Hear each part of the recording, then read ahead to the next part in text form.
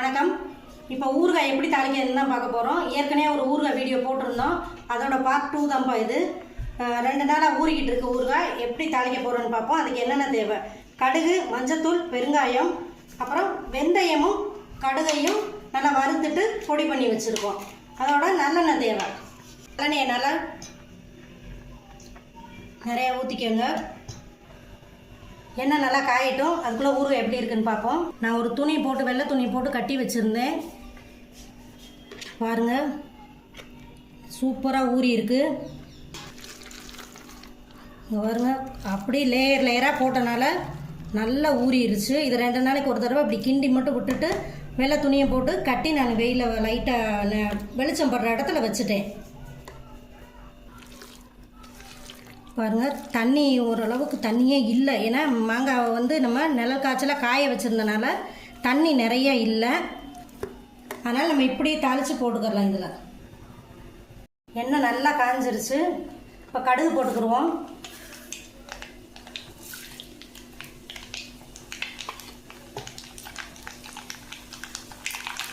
அது பொரிஞ்சதும் பெருங்காயத்தூள் போட்டுக்கிறலாம்.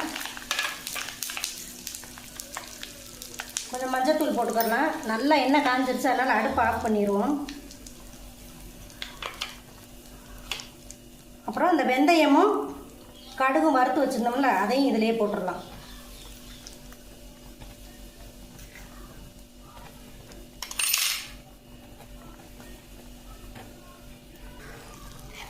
நல்ல வாசமாக இருக்குது. சூப்பராக அந்த பெருங்காயம், அந்த கடுகு, வெந்தயம்லாம் எண்ணெயில் பொரியுது.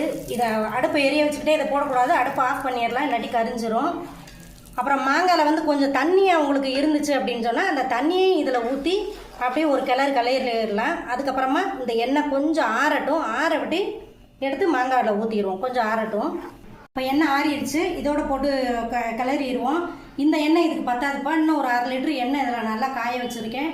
அதை ஆற வச்சுருக்கேன். ஆறினதுக்கப்புறம் இதோட ஊற்றி கிளறிடுவோம். இப்போ தாளித்ததை இதில் ஊற்றிடுவோம்.